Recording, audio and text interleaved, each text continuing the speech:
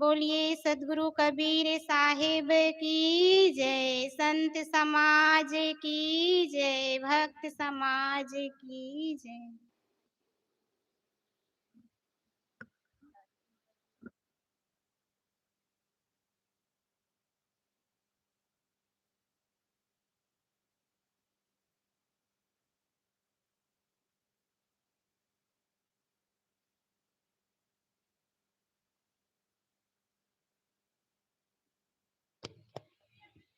बोलिए सद्गुरुदेव की जय। अभी हम सब बहुत ही सुंदर भजन और विचार से लाभ ले रहे थे। आइए हमारे बीच साध्वी ममता साहेब उपस्थित हैं। हम उनके मधुर कंठ से एक भजन श्रवण करते हैं। बोलिए सद्गुरुदेव की जय।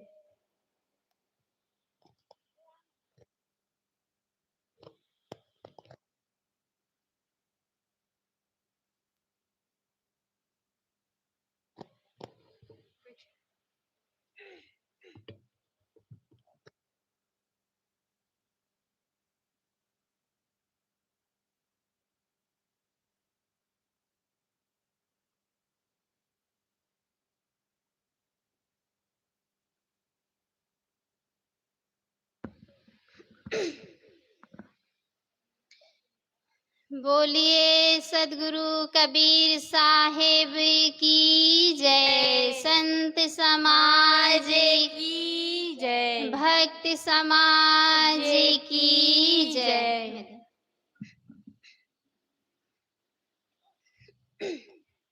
परम पूजनीय गुरुदेव जी,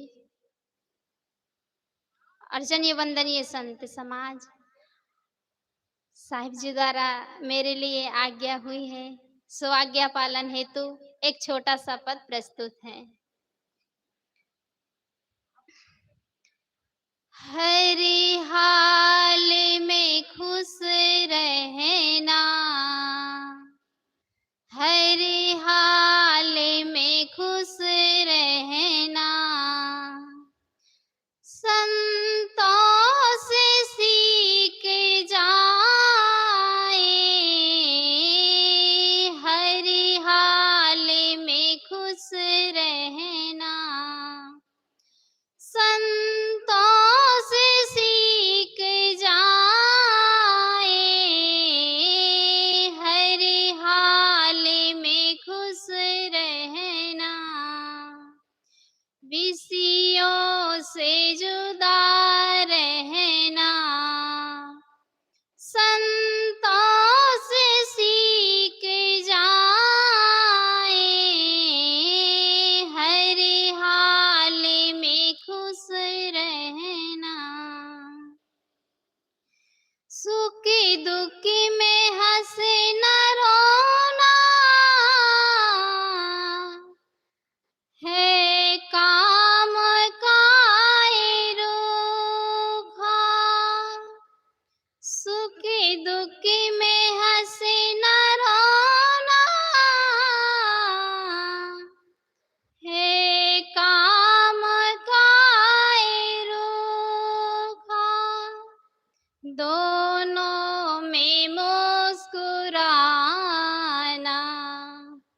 दोनों में मुस्कुराना, संतों से सीख जाए, हर हाल में खुश रहना, संतों से सीख जाए, महफिल में जुदा रहना, संतों से सीख जाए, हर हाल में खुश रहना, झंझट से भाग जाना, सभी लोग बताते हैं, झंझट से भाग जाना, सभी लोग बताते हैं, झंझट झट में बच के रहना, संतों से सीख जाए, हर हाल में खुश रहना। मरने के बाद मुक्ति सब लोग बताते हैं, मरने के बाद मुक्ति सब लोग बताते हैं, जीते जी मुक्त होना, संतों से सीख जाए,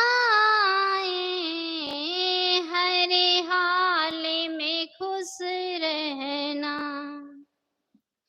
दुनिया के लोग दौलत पा कर के मुस्कुराते, दुनिया के लोग दौलत पा कर के मुस्कुराते, पर भिक्षु बन के रहना, संतों से सीख जाए, हर हाल में खुश रहना। विषयों से जुदा रहना, संतों से सीख जाए, हर हाल में खुश रहना। बोलिए सद्गुरुदेव की जय। बोलिए सद्गुरु कबीर साहेब की जय। अभी हम सब बहुत ही सुंदर भजन से श्रवण ले रहे थे। आइए हम भजन को यहीं पर विराम देते हुए और विचारों की ओर चलते हैं। और हमारे बीच कबीर आश्रम नवापारा से परम पूज्य श्री साहेब जी उपस्थित हैं। आप अपने अमृतमय विचारों से हम सबको कृतार्थ करने की महान कृपा करें। बोलिए सद्गुरुदेव की जय।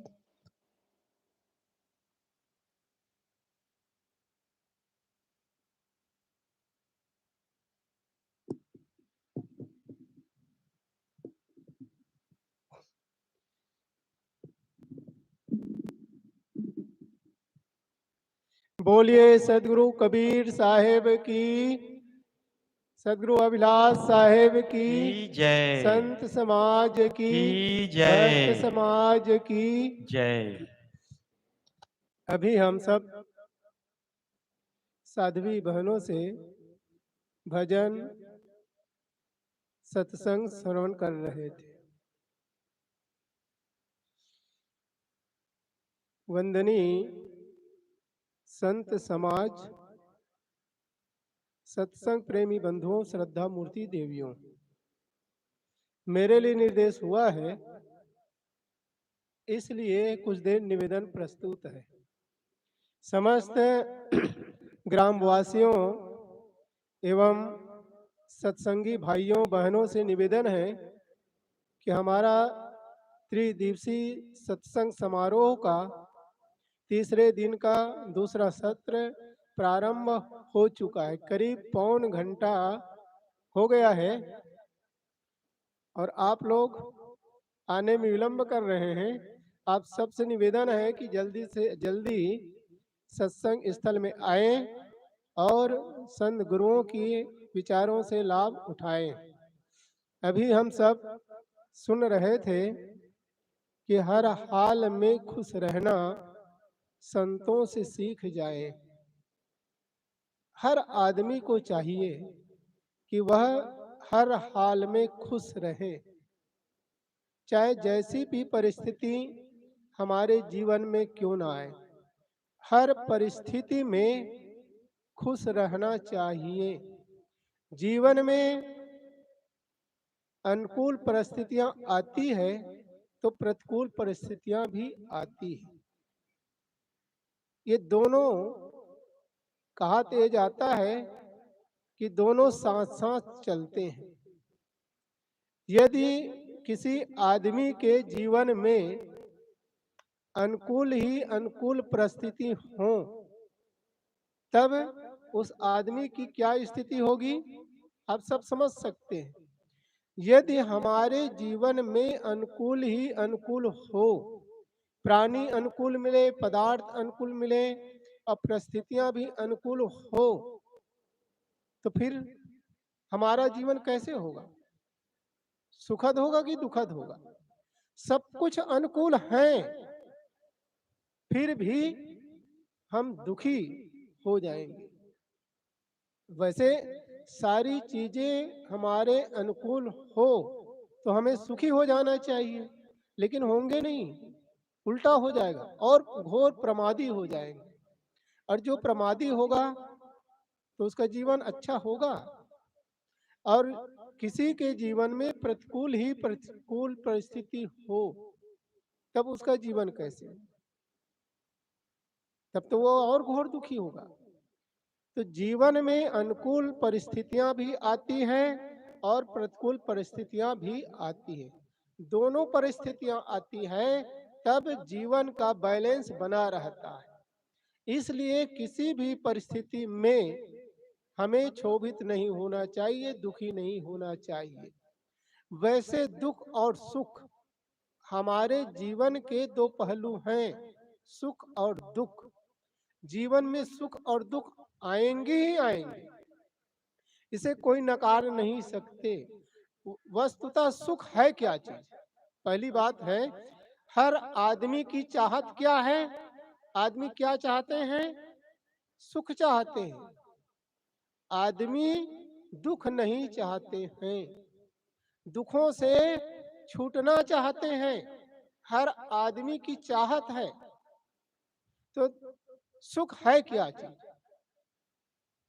सुख दुखों का अंत हो जाना ही तो सुख है, बस। सुख कोई वस्तु थोड़ी है जो हमें मिले। जैसे हमें भूख लगी है, मोटा उदाहरण से समझे, भूख लगी रही हो तो भूख का दुख महसूस हम करते हैं ना। भूख लगी है तो हमें दुख है। और यदि कोई हमें रोटी ला करके दे दे, रोटी खा लिए, तृप्त हो गए, सुखी हो गए, भूख का दुख दूर हो गया ना। प्यासे हैं, प्यास के दुख से हम पीड़ित हैं। यदि कोई पानी ला करके हमें दे दे, प्यास बुझ गई, बस सुखी हो गए। तो सुख कोई वस्तु नहीं है जो हमें मिले। वास्तव में दुखों का अंत हो जाना ही सुख है। इसलिए हर परिस्थिति में ये समझे कि आज जो परिस्थितियां हमारे जीवन में आई हुई है, कल वह परिस्थिति नहीं रहेगी। सुख दुख दोनों रहते जिसमें जीवन है एक गांव, कभी धूप कभी छांव। तो जीवन में सुख और दुख दोनों रहते हैं हर आदमी के जीवन में। ऐसा नहीं है हमारे जीवन में सुख ही सुख है, ऐसी भी बात नहीं। दुख और सुख आते हैं।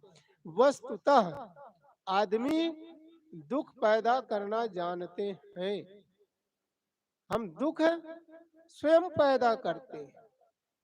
जैसे एक उदाहरण से समझें कि एक आदमी था, कुर्सी पर बैठ जाइए। एक आदमी था, वह मौसम के अनुसार व्यापार करता था। ऐसे ठंडी का मौसम था, ठंडी का मौसम था तो उन्होंने, छोटा व्यापारी था, तो उनके पास जो कुछ भी था सारी संपत्ति उन्होंने कंबल में लगा दी, पूरा कंबल खरीद लिया। अब ठंडी पड़ नहीं रही है। अब जैसे इस साल ठंडी कहाँ पड़ी है? नहीं पड़ी ना। ठंडी ऐसी ही ठंडी पड़ नहीं रही थी। तो उन्होंने सोचा कि अब क्या होगा, सारी संपत्ति मैंने कंबल में लगा दिया, अब मेरे पास और कोई संपत्ति था ही नहीं है। अब मैं मेरा जीवन निर्वाह कैसे चलेगा? वो चिंतित थे, दुखी थे बेचारे। इतने में उसी नगर के राजा अपने मंत्री के साथ पर्यटन में घूमने निकले। घूमते घूमते आए तो देखता क्या है कि एक व्यापारी मुंह लटकाए हुए बैठा हुआ है, मुंह लटकाए बैठा है। तो अपने मंत्री से कहा कि जाओ उस व्यापारी से पूछ कर आओ कि क्यों दुखी हो, उससे पूछो कि आखिर दुखी क्यों हो। मंत्री जाता है और पूछता है व्यापारी से कि भाई साहब, आप इतने दुखी क्यों हो? आपके जीवन में निराशा क्यों है? तो उन्होंने कहा कि भाई साहब, मैं छोटा व्यापारी हूँ, मौसम के अनुसार व्यापार करता हूँ। मैंने अपनी सारी पूंजी इस कंबल में लगा दी और ठंडी पड़ नहीं रही है, कंबल बिक नहीं रहा है। इस विषयों को लेकर मैं चिंतित हूँ, दुखी हूँ कि अब क्या होगा। तो मंत्री वापस आया, राजा से बता देते हैं। राजा अपने राजमहल में आ जाते हैं। दूसरे दिन सभा लगती है। तो सभा में राजा ने कहा, ऐलान किया कि कल यहाँ जितनी भी प्रजा बैठी हुई है, सबको एक एक कंबल लेकर के आना है, सबको लाना है। और जो कंबल नहीं लाएगा उसको 200 रुपये, उससे 200 रुपये जुर्माना लिया जाएगा। अब प्रजा, राजा की आदेश है, प्रजा क्या कहे, कुछ कह नहीं सकते थे। तो दूसरे दिन वहां गया व्यापारी के पास और सभी लोग एक एक कंबल खरीद लिए। पूछा कितने का कंबल है? तो व्यापारी ने कहा 200 रुपये का। तो सभी लोग एक एक कंबल खरीद करके ले आए। अब सारे कंबल उसके बिक गए, सिर्फ एक कंबल उनके पास शेष रह गए। वे अपने लिए उसको रखे थे। इतने में शाम को मंत्री पहुंच जाते हैं और उन्होंने कहा कि भाई साहब, मुझे एक कंबल चाहिए। व्यापारी कहते हैं कि भाई साहब, मेरे पास एक भी कंबल नहीं है, मेरे पास कंबल नहीं, सारे कंबल बिक गए। मंत्री ने कहा नहीं, एक कंबल की व्यवस्था आप कीजिए, तभी काम बनेगा।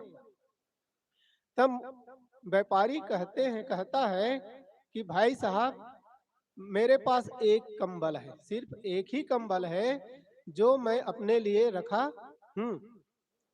तो उन्होंने कहा इसको दे दीजिए। तो व्यापारी कहता है कि इस कंबल का दाम 500 रुपये लगेंगे। कितना लगेंगे? 500 रुपये लगेंगे। तो वो मंत्री सोचता है कि चलो दे दो भाई, आखिर कंबल मैं ले लूंगा तो मुझे जुर्माना तो नहीं पटाना पड़ेगा। ले लिया, अब चला गया। अब तीसरे दिन फिर राजा मंत्री भ्रमण में निकलते हैं तो देखते क्या है, वो व्यापारी फिर मुंह लटकाए बैठे हुए थे, मुंह लटकाए बैठे थे वो। तो राजा ने सोचा कि अरे, इस व्यापारी के सारे कंबल तो बिक गए, अब तो इनको प्रसन्न होना चाहिए ना, खुशी होना चाहिए इसको, लेकिन मुंह लटकाए फिर बैठे हुए, कारण क्या है? जाओ पूछ करके आओ। तो मंत्री जाते हैं और पूछते हैं कि भाई साहब, आज आप क्यों दुखी हैं, उदास क्यों हो? तो उन्होंने कहा कि भाई साहब, क्या करूं, मेरे मेरे मैंने सारे कंबल 200 रुपये में दिए और एक कंबल जो शेष बचा था उनको मैंने 500 रुपये में दिया। मैंने इस बात को लेकर के दुखी हूं कि यदि सारे कंबल 500 रुपये में बेचे होते तो कितना पैसा होता, इस बात को लेकर के दुखी। तो जरा सोचे, आदमी सोचता है कि और वही इच्छाएं बढ़ जाती हैं ना। सारे कंबल बिक गए उनके, तो खुश होना चाहिए, प्रसन्न रहना चाहिए, लेकिन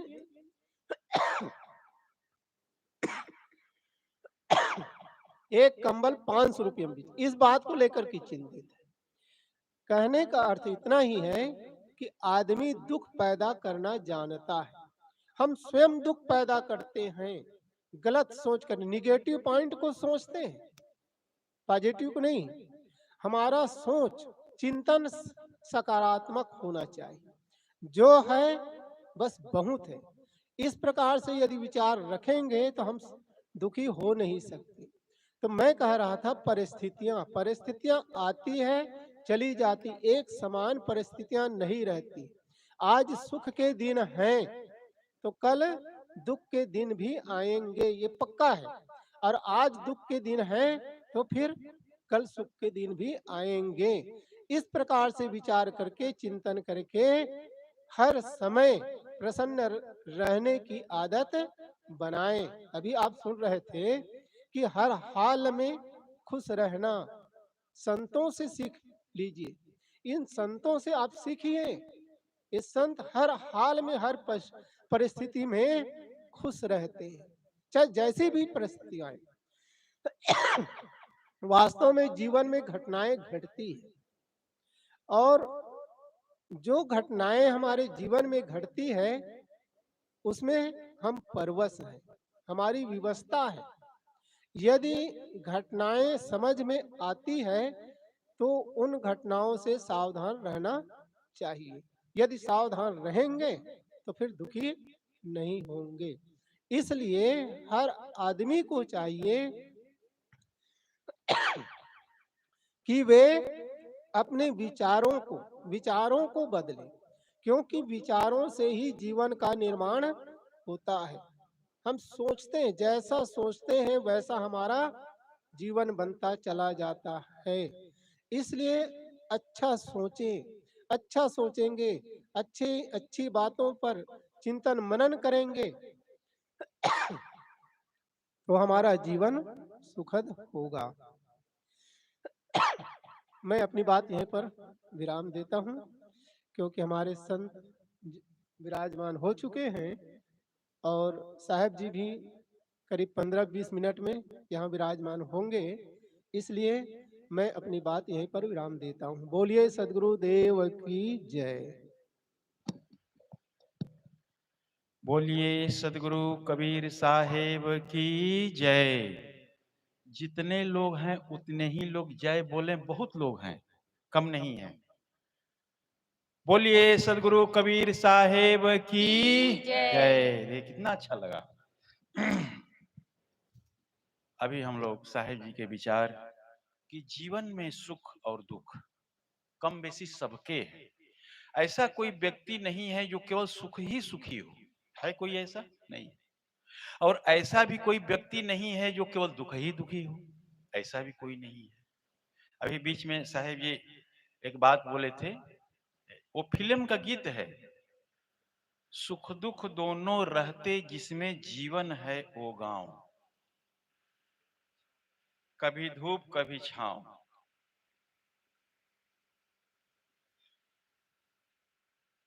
ये एक फिल्म का, देखिए फिल्म के गीत में भी कितनी शिक्षाप्रद बातें हैं। ये कोई मतलब कि एक भजन से कम नहीं है, ये बहुत बड़ी बात है, लेकिन इसको समझना पड़ेगा।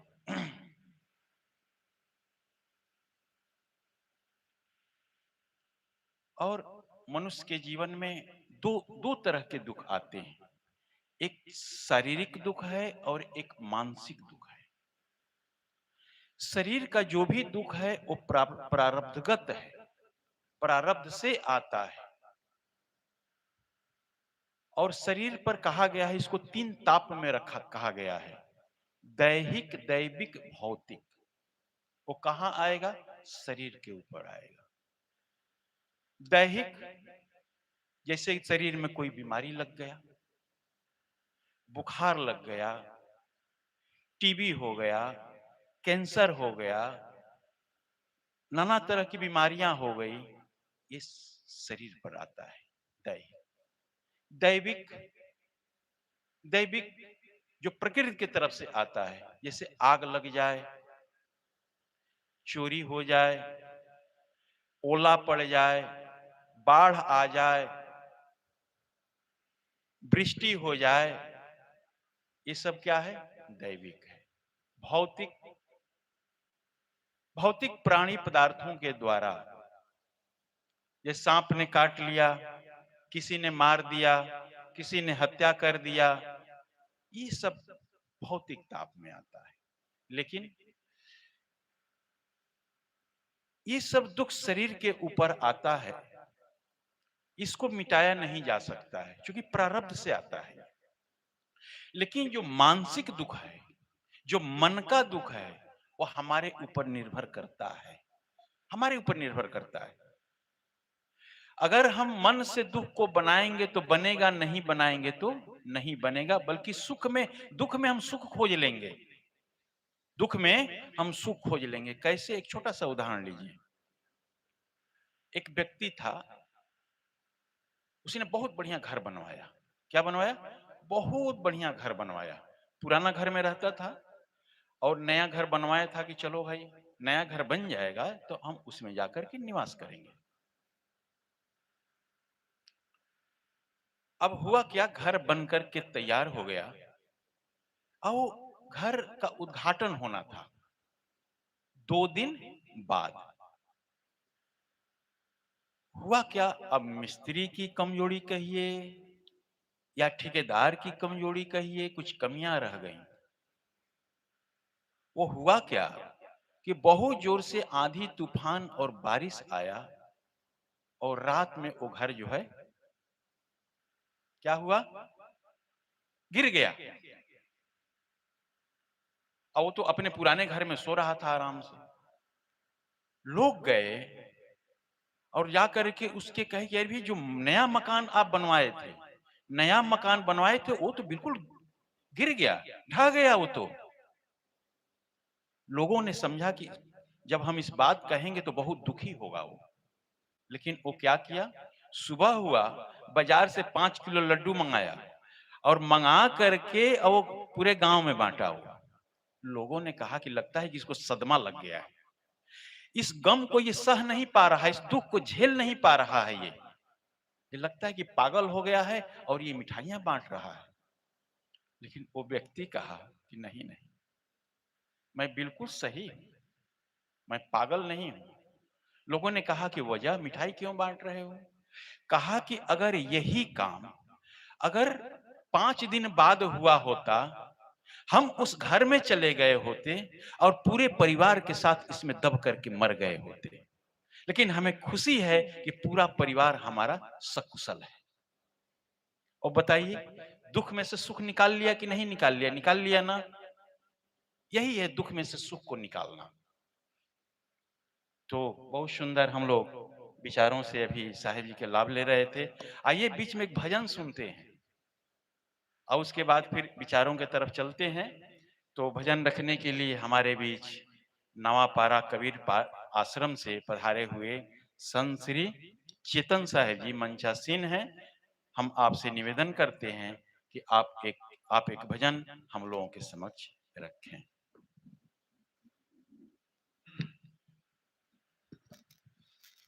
बोलिए सदगुरु कबीर साहेब की जय, संत समाज की जय। पूजनी संत समाज,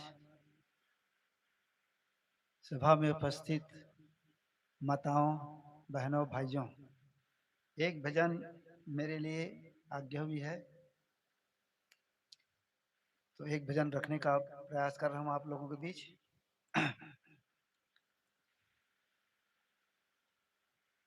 यह तन विष की बेलरी, गुरु अमृत की खान, शीश दिए जो गुरु मिले तो भी सस्ता जान, तो भी सस्ता जान। चलना है दूर मुसाफिर, काहे सोवेरे, काहे सोवेरे। चलना है दूर मुसाफिर, काहे सोवैरे, काहे सोवैरे। चेत चेत नर सोच बावरे, बहुत नींद मत सोवरे। चेत चेत नर सोच बावरे, बहुत नींद मत सोवरे। काम क्रोध मद लोभ में फंस के, उमरिया काहे खोए रे, उमरिया काहे खोए रे। चलना है दूर मुसाफिर, काहे सोए रे, काहे सोए रे। सिर पर माया मोह की गठरी, संग दूत तेरे होवे रे। सिर पर माया मोह की गठरी, संग दूत तेरे होवे रे। सो गठरी तेरी बीच में छिन गई, सो गठरी तेरी बीच में छिन गई। मूड पकड़ी कहा रोवे रे, मूड पकड़ी कहा रोवे रे। चलना है दूर मुसाफिर, काहे सोवे रे, काहे सोवे रे। रास्ता तो वह पूरबी कट है, चलब अकेला हुए रे। रास्ता तो वह पूरबी कट है, चलब अकेला हुए रे। संग साथ तेरे कोई न चलेगा, संग साथ तेरे कोई न चलेगा। काकी डगरिया जो वैरे, काकी डगरिया जो वैरे। चलना है दूर मुसाफिर, काहे सोए रे, काहे सोए रे। नदिया गहरी नाव पुरानी, नदिया गहरी नाव पुरानी। कही विधि पार तू होवे रे।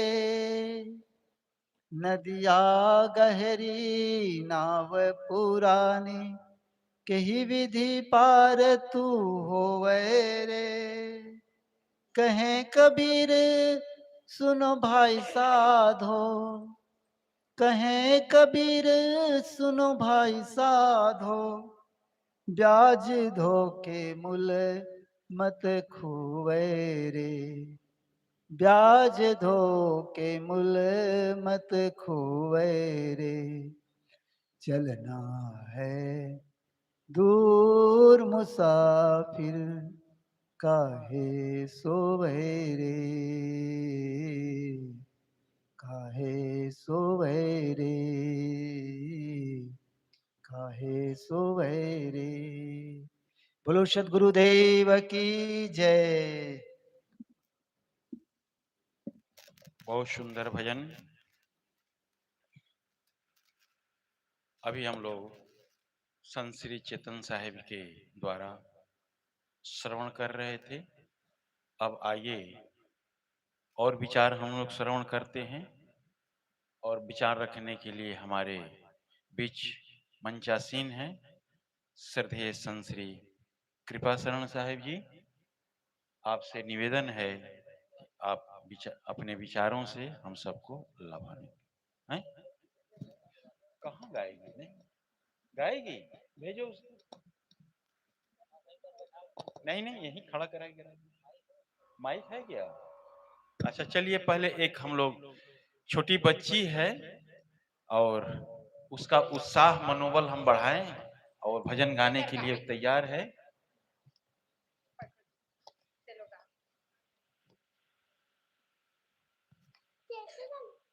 गाओ गाओ।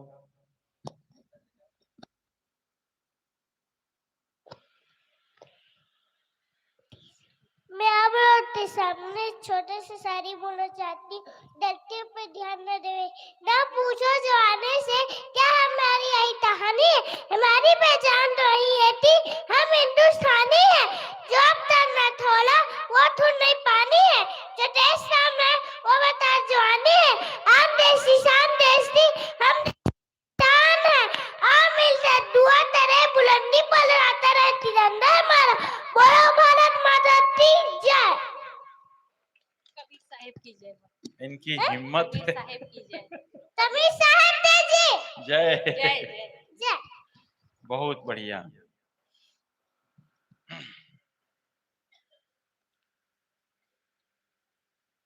तो आइए अब विचार हम लोग श्रवण करें श्री साहिब जी से।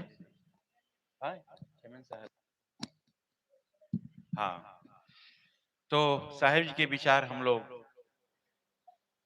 थोड़ा रुक करके छोड़ें सुनेंगे और हमारे बीच और भी संत गुरुजन मंचासीन हैं, पहले उनके विचारों से हम लोग लाभान्वित हो रहे होंगे। तो मैं विचार रखने के लिए मैं निवेदन करता हूं संत श्री क्षेमेंद्र साहिब जी से कि आप अपने विचार हम लोगों के समक्ष रखें 10 मिनट के लिए। बोलिए सदगुरुदेव की जय। साहेब जी संत लोग दयालु होते ही हैं। साहेब जी को समय मिला था, दिया गया था, लेकिन साहेब जी का नाम ही है, काम भी है। कृपा शरण साहब जी मेरे ऊपर कृपा करके बोनस में दिए हैं 10 मिनट। बोलिए श्यावर रामचंद्र की जय। अरे गलत हुई थी साहेब बंदगी। साहेब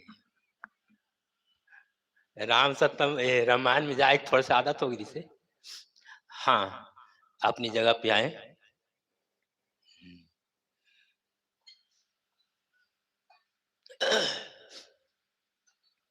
एक उदाहरण के माध्यम से मैं अपनी बात रखूं। जैसे कबीर ब्रह्मचारिणी आश्रम है, वैसे गुरुकुल था 2 मंजिला। तो ऊपर में गुरुजी रहते थे, बच्चे लोग पढ़ते थे। अब पढ़ाई हो चुकी थी, परीक्षा हो चुकी थी और लगभग 10-15 बच्चों में सभी बच्चे चले गए थे। मात्र एक बच्चा नहीं गया। क्यों? इसलिए कि वो गुरु की सेवा में इतना समर्पित थे, इतना समर्पण और साथ साथ प्रतिभा के धनी भी थे और सेवा के माध्यम से गुरु जी के हृदय को जीत लिए थे। फिर भी वो कहता है अभी तक तो मैं अपने विषय में, अपनी पुस्तकों में मैं बाधित था और गुरु जी की सेवा मैं कर नहीं पाया हूँ जिस रूप से मुझे करना चाहिए था। तो अब तो परीक्षा हो चुकी है, अब मैं बिंदास गुरु जी की कुछ दिन सेवा करूं, ऐसा सोच करके वो सेवा करने लगे। तब वो जो पहले बच्चे लोग अपने अपने घर चले गए थे, तो सबके माँ बाप के बच्चे मतलब बच्चे गए थे सब संतुष्ट हो, लेकिन जिसके बच्चा नहीं गया था एक, उसके माँ बाप बेसब्री से सब बच्चे तो आ गए, मेरे बच्चे नहीं कैसे आए, क्या बात है। कार्ड देने लगे, अंतरदेशी, आज की भाषा में कहे मोबाइल पर मोबाइल करने लगे कि मेरा बेटा आया नहीं। तो उसके पास भी फोन करता, गुरुजी के पास भी फोन करते थे वो दोनों उसके माँ बाप। तब गुरुजी ने कहा इसी समय बेटा अब फिर अगला 17-15 दिन 20 दिन बच गया है, जा हो आओ घर तरफ, माँ बाप तुम्हारा रास्ता देख रहे हैं।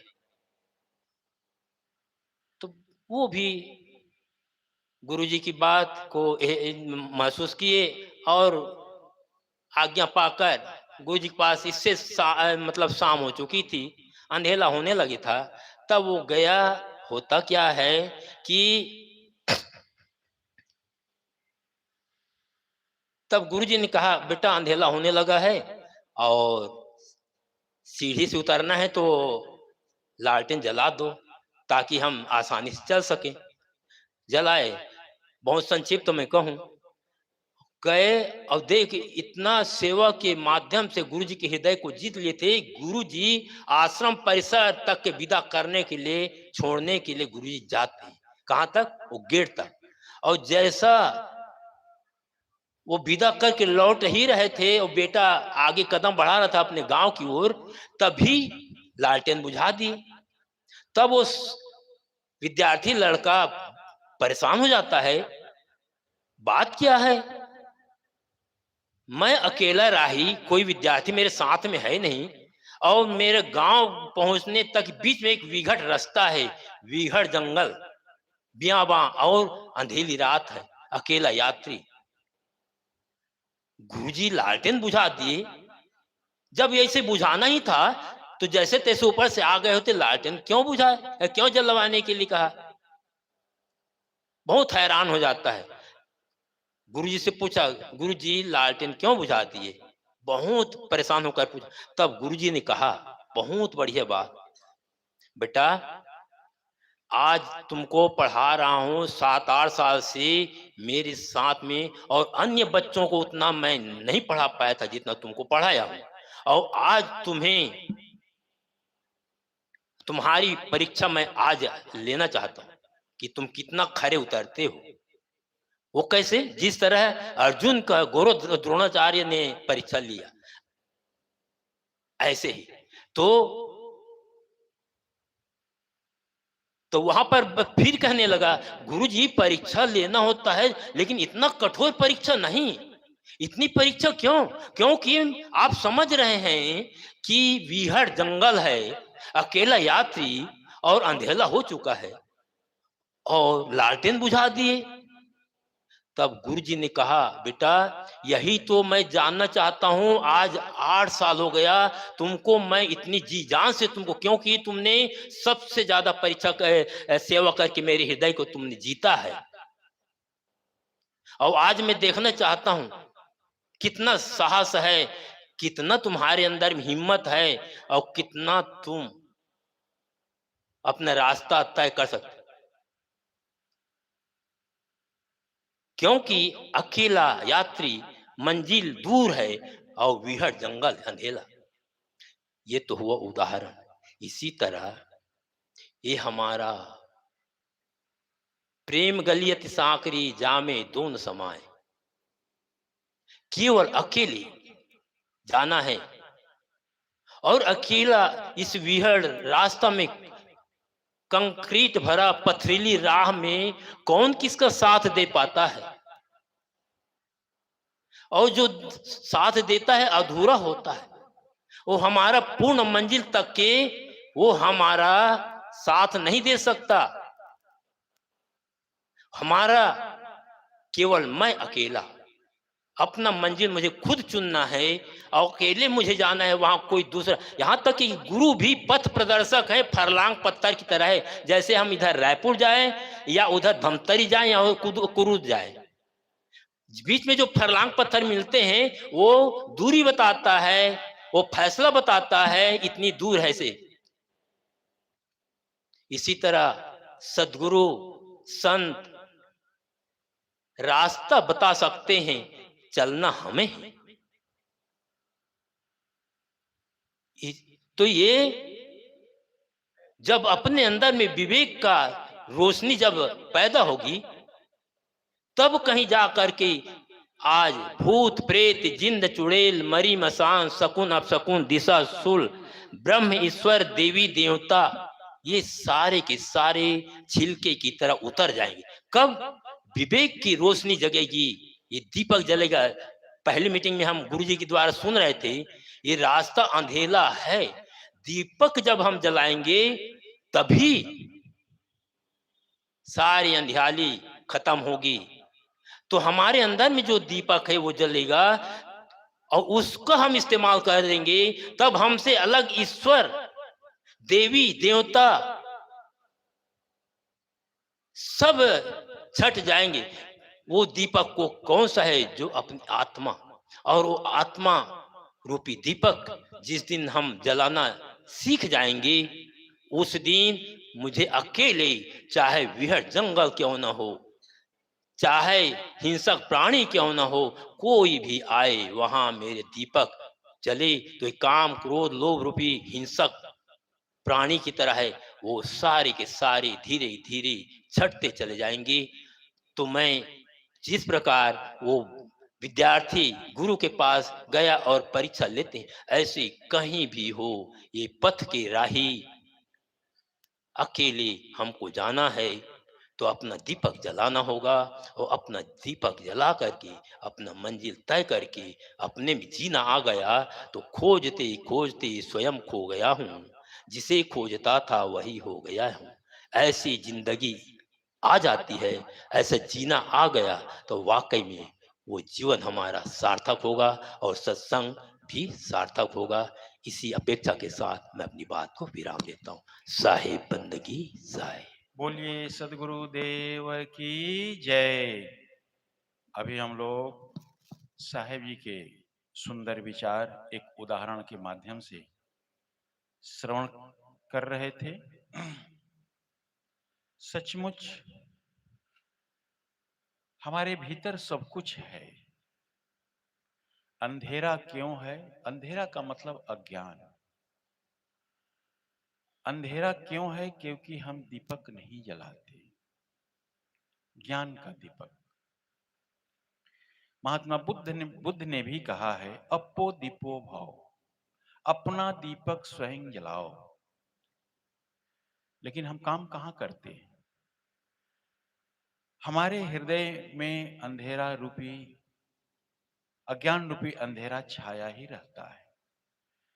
कबीर साहब कहते हैं, कर बहिया बल आपनी छाड़ बिरानी आस, अपने बाहुबल का भरोसा करो।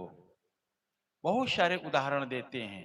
पानी में मीन पियासी मोहि सुन सुन आवत हासी, घूंघट का पट खोल रे तो को पीऊ मिलेंगे। ये कबीर साहब कहते हैं। लेकिन हम इधर यात्रा करते ही नहीं। इस मंजिल के तरफ हम अपने कदम को बढ़ाते ही नहीं, तो फिर हम पहुंचेंगे कैसे मंजिल तक? हमारे हृदय का अंधेरा मिटेगा कैसे? हमें स्वयं इस पर काम करना पड़ेगा। तो सुंदर विचारों से अभी हम सब लाभ ले रहे थे।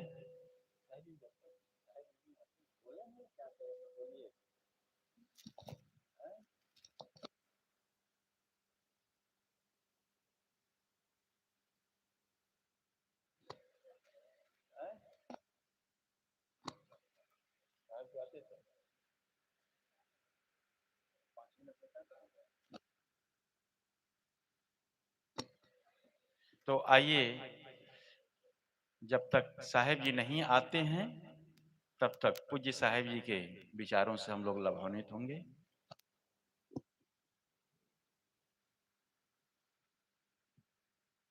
अधिकतम श्रोता हमसे परिचित है। हो सकता है हमारे श्रोता लोग मेरे विचार सुनते सुनते इन लोग भी हो सकता है उब गए होंगे। प्रत्येक वर्ष जरूर आता हूँ, सुनते हैं।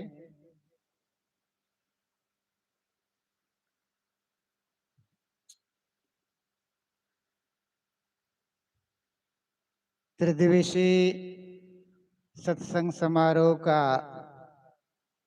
यह तीसरा दिन का अंतिम सत्र है। जरा जोर से जयकारा तो करें, सुस्ती दूर हो जाए। बोलिए सदगुरु कबीर साहेब की जय। संत समाज की जय, भक्त समाज की जय। वैसे साहेब का समय हो चुका है। समय इंतजार नहीं करता है। फिर भी जब तक नहीं आए तब तक सभा सुनी नहीं होनी चाहिए। पूजनीय संत समाज, आदरणीय धर्म प्रेमी बंधुओं, श्रद्धा मूर्ति देव,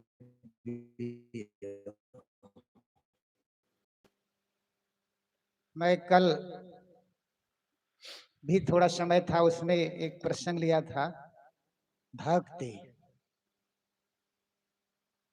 भक्ति में वह शक्ति है जो हमें मुक्ति तक पहुंचाती है। इस संदर्भ में मैंने निवेदन किया था,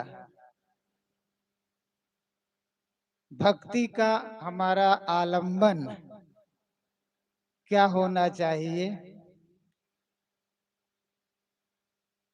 सदगुरु कबीर ने भक्ति के आलंबन आधार दो बताए, एक सगुण और दूसरा निर्गुण। कबीर साहब के बहुत पहले स्वामी शंकराचार्य ने अपरा और परा दो प्रकार की भक्ति बताई है। सदगुरु कबीर साहब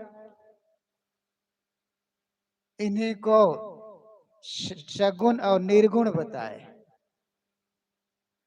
अपरा भक्ति है, स्वामी शंकराचार्य कहते हैं, पूज्य के प्रति अनुराग करना, ये है अपरा भक्ति। स्वस्वरूप अनुसंधानम भक्तिरित विद्यते, स्वस्वरूप का अनुसंधान करना, खोज करना, ये है पराभक्ति है। सगुण भक्ति है प्राणी जगत की सेवा। इसी को स्वामी शंकराचार्य ने बहुत पहले अपरा भक्ति कही है। वैसे उन्होंने पूज्य के प्रति अनुराग करना, ये है अपरा भक्ति। पूज्य कौन हो सकता है? जिसका तन मन और वचन निर्मल हो, पवित्र हो, वो पूज्य हो सकते।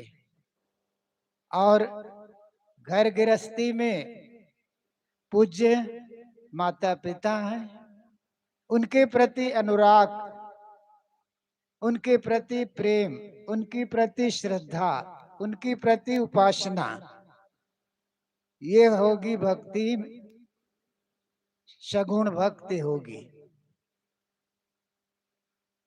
गृहस्थी आश्रम में माँ बाप ही पूज्य है, उनके प्रति अनुराग प्रेम, ये अपरा भक्ति है। हमारे ऋषियों ने बहुत पहले किनको देवता माना? सगुण देवता घर में माँ बाप को ही बहुत पहले हमारे ऋषियों ने माना है। तैत्तिरीय उपनिषद में आया है, मातृ देवो भव, पितृ देवो भव, आचार्य देवो भव, अतिथि देवो भव। माता देवता है, पिता देवता है, गुरु देवता है, अतिथि देवता है। चार को देवता हमारे ऋषियों ने माना है। उसमें पहला देवता माँ को माना है। वास्तव में माँ ही जगदम्बा है। माँ का उपकार कितना बड़ा है, इसलिए हमारे ऋषियों ने पहला देवता माँ को माना, उसके बाद पिता को माना, उसके बाद गुरु को माना, अब चौथा नंबर में अतिथि को। पूज्य साहब जी विराजमान हो रहे हैं। बोलिए सदगुरु देव की जय।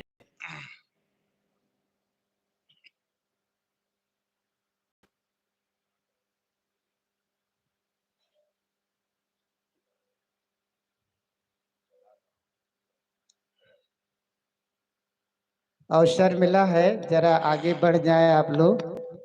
साहिब बंदगी, साहिब बंदगी, साहिब।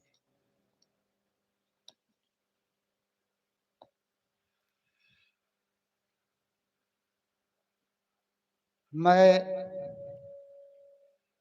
आपके बीच निवेदन कर रहा था। गृहस्थी आश्रम में माँ का कितना बड़ा उपकार है, इसलिए माँ को ही पहला देवता हमारे ऋषियों ने माना है। मातृ देवो भव, माता देवता है। इसलिए हमारे ऋषियों ने कहा गृह रूपी मंदिर में जगत जननी माता है जो साक्षात अम्बा है, जिसका गौरव आचार्य और पिता से कम नहीं है। उपाध्याय से 10 गुना श्रेष्ठ आचार्य, आचार्य से 100 गुना श्रेष्ठ पिता, पिता से 1000 गुना श्रेष्ठ माता गौरव युक्त होती है। इतना गौरव माँ का बताया गया है। सर्व तीर्थमय माता, सर्व देवमय पिता, सभी देवों में देव पिता और सभी तीर्थों में श्रेष्ठ अगर है देवता में वो है माँ है। तो पहली उपासना अपने घर में ही शुरुआत करें, वो है माता और पिता, ये उपासनीय है। और उसके बाद गुरु उपासनीय है, क्योंकि गुरु के द्वारा हमें ज्ञान मिलता है, बोध मिलता है। माता पिता से कहीं ज्यादा उपकारी अगर है वो है गुरु है, संत है। संत और गुरु ये उपासनीय है। और ये परंपरा पुरानी परंपरा है।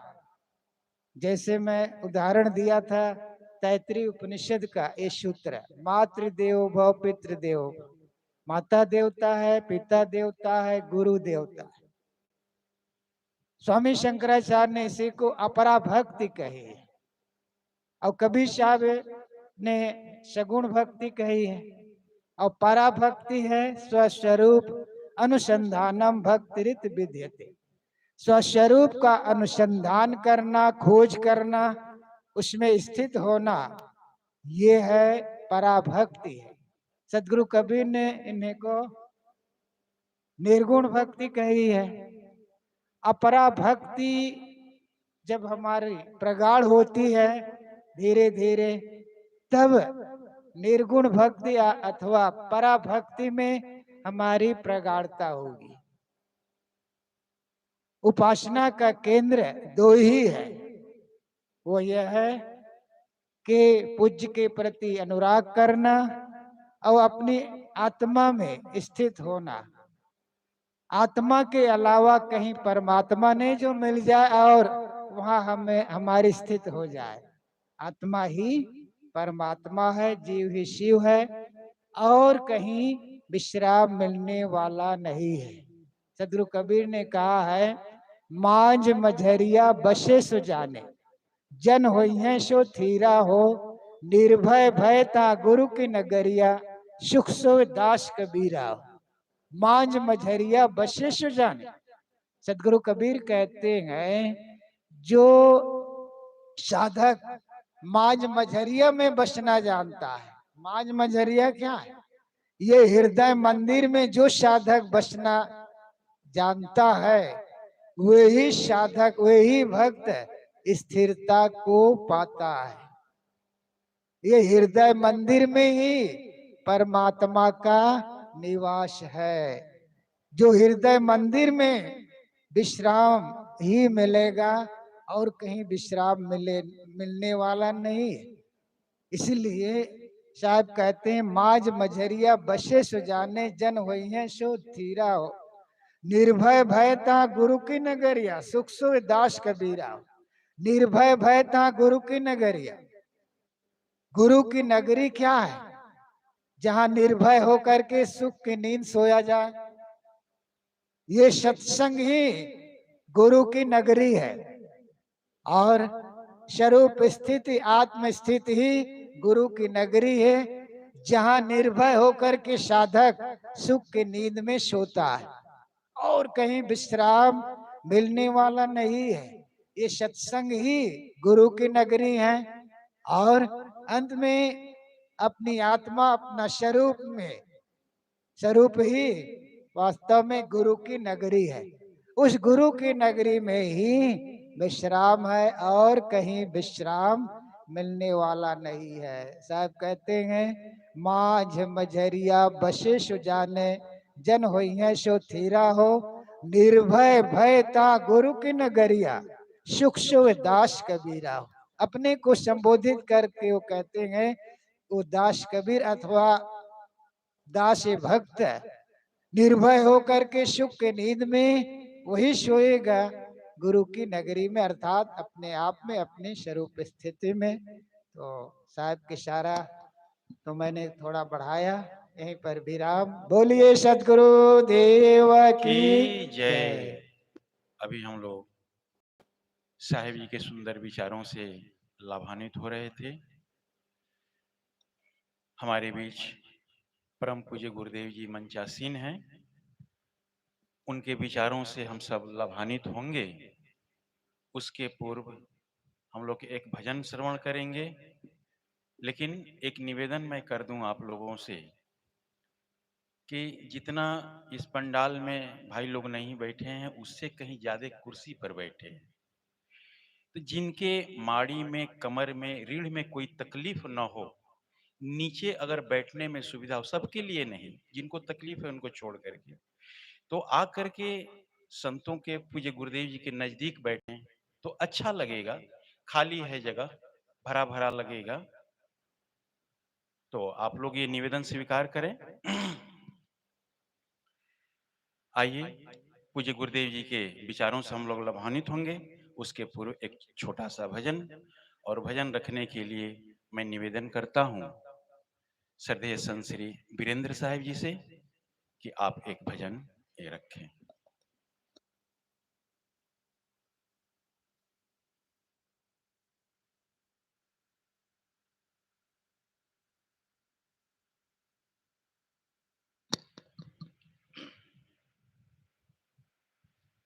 प्रेम से बोलिए सदगुरु कबीर साहिब की जय, संत समाज की जय, भक्त समाज की जय।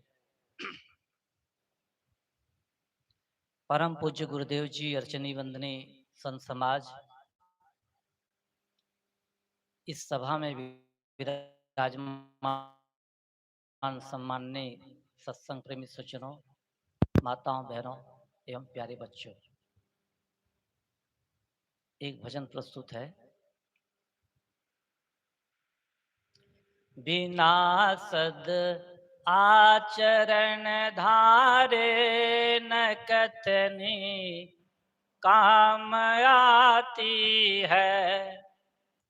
बिना सद आचरण धारे न कतनी काम आती है। ये तन मन इंद्रियां चंचल सदा नर को नचाती हैं। बिना सद आचरण धारे न कथनी काम आती है। ये तन मन इंद्रियां चंचल सदा नर को नचाती हैं। बिना सद आचरण धारे स्वस तन मन वचन करना नहीं कुछ साग मूली है। स्वस तन मन वचन करना नहीं कुछ साग मूली है। अधमता अपने मन की ये सदा भव में पचाती है। ये तन मन इंद्रियां चंचल सदा नर को नचाती हैं।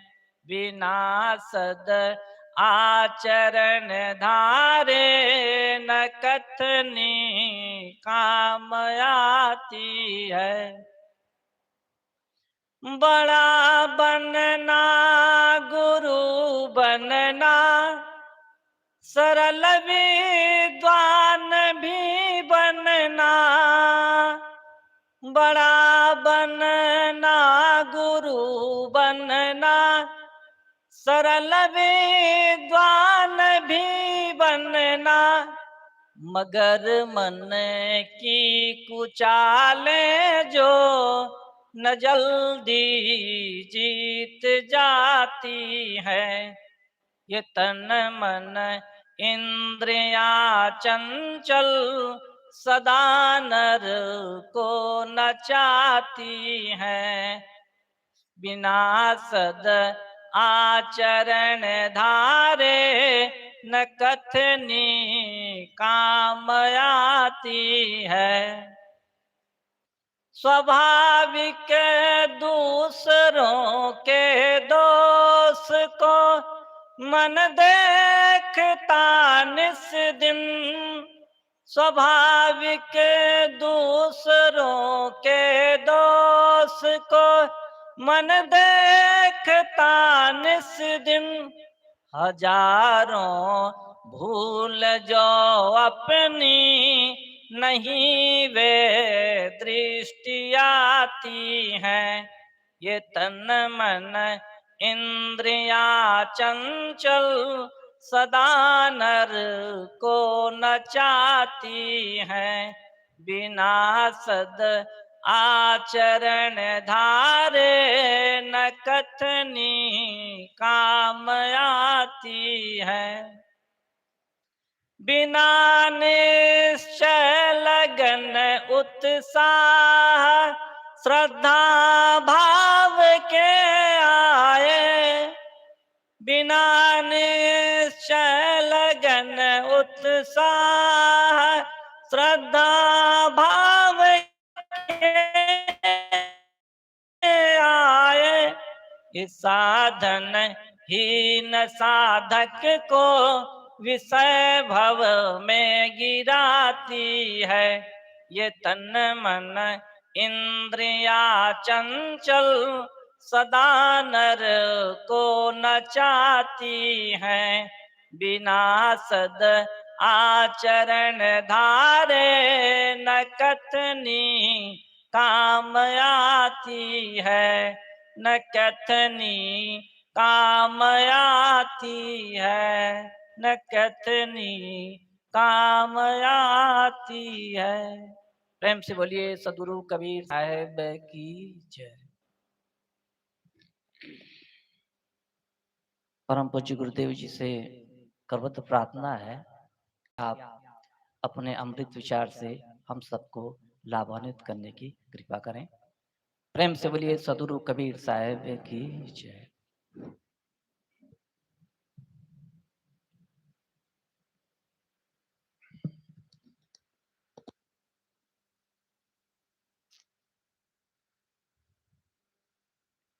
मुद मंगलमय संत समाज, धर्मानुरागी सज्जनों, श्रद्धा मूर्ति देवियों,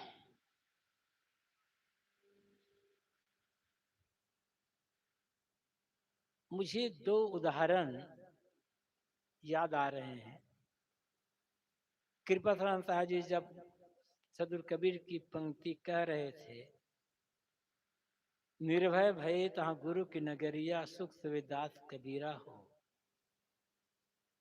तब एक उदाहरण याद आया था।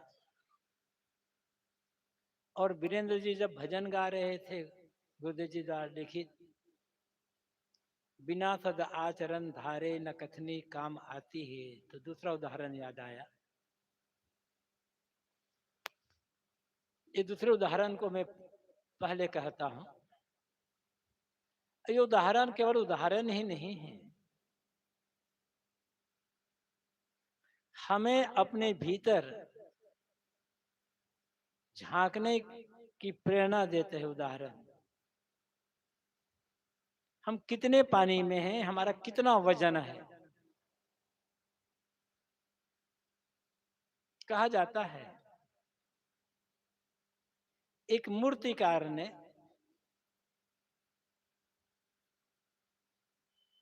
चांदी की 3 मूर्तियां बनाई, तीनों का वजन बराबर, आकार बराबर, रूप रंग बराबर, देखने में बिल्कुल एक जैसी, ऊंचाई और सब एक बराबर। मूर्तिकार तीनों मूर्तियों को बेचने के लिए बाजार ले गया। बाजार की खास जगह में बढ़िया चादर बिछाकर स्टे लगा करके तीनों मूर्तियों को रख दिया। जो आता मूर्तियों को देखता बड़ा प्रभावित होता, क्योंकि मूर्तियां बड़ी सुंदर, मन को मोहने वाली।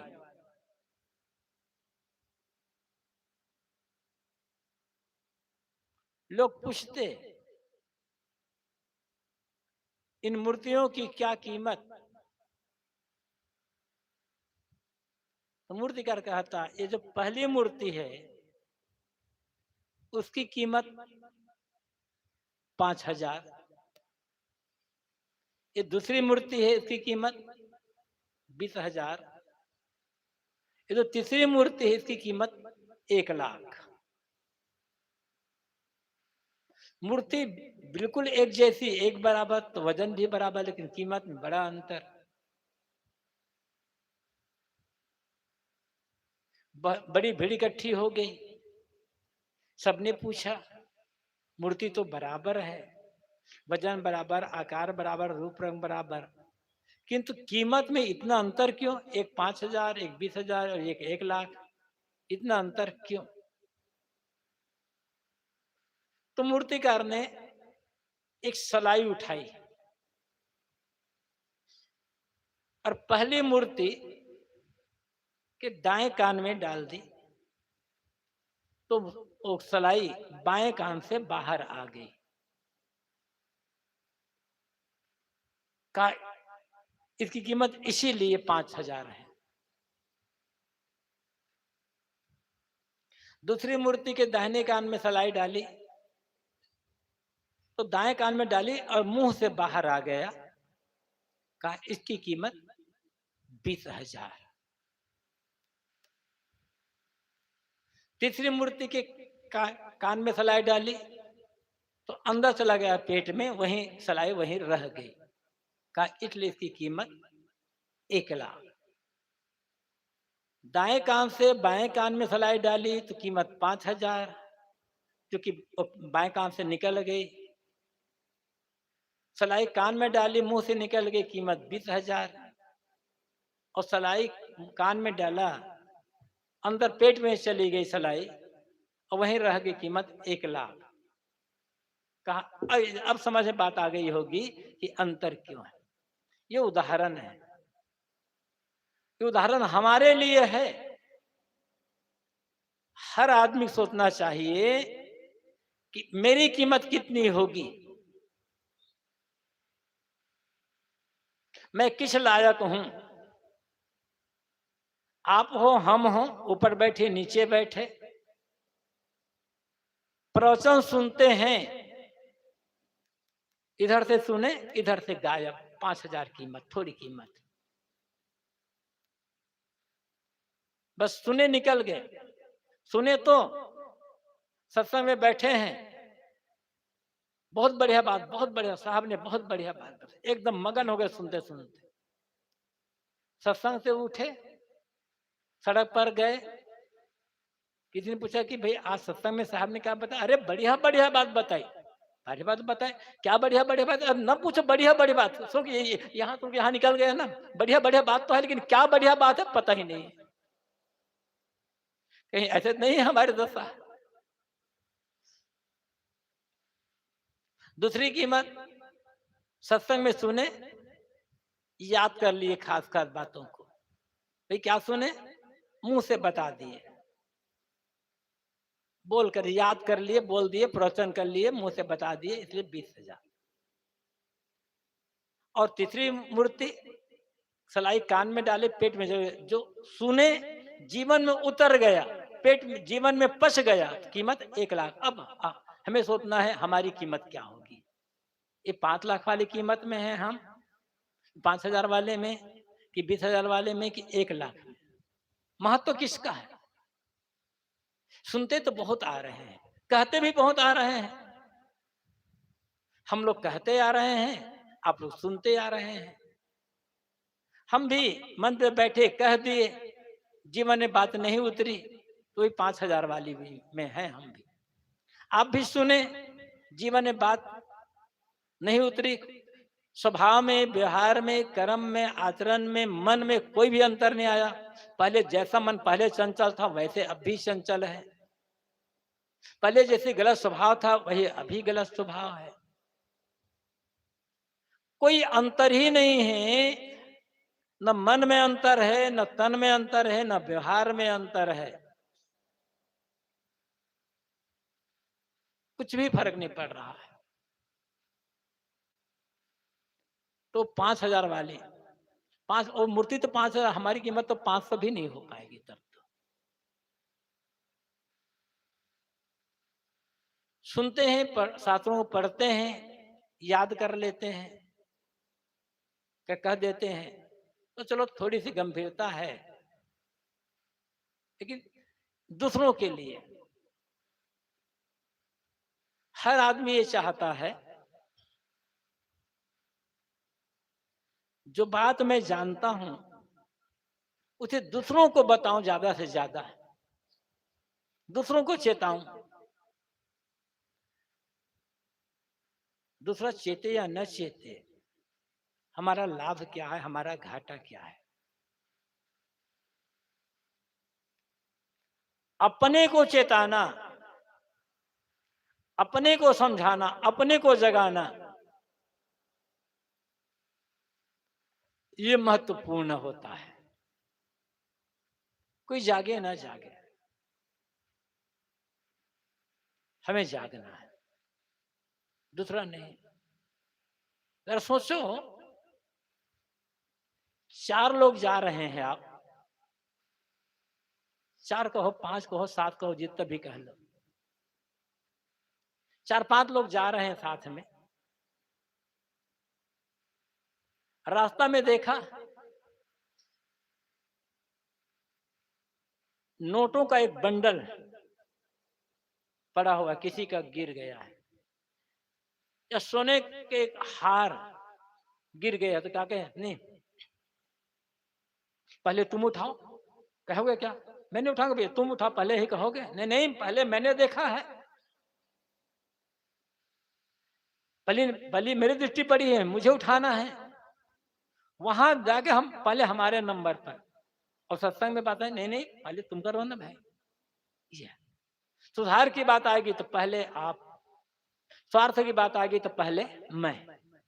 गड़बड़ी यही हो रही है, इसलिए कहने सुनने का प्रभाव नहीं पड़ रहा है, धर्म का कोई जीवन उतर नहीं रहा है।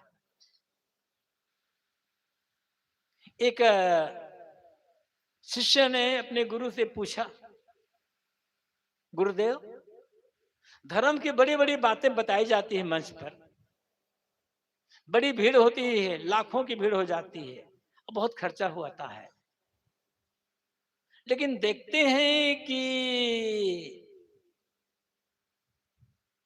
कोई सुधार ही नहीं है, समाज बिगड़ता चला जा रहा है। क्यों? तो गुरु ने कहा, बेटा इसको उत्तर बाद में दूं, ले पैसा लो, बाजार जाओ और 1 बोतल शराब खरीद करके लाओ।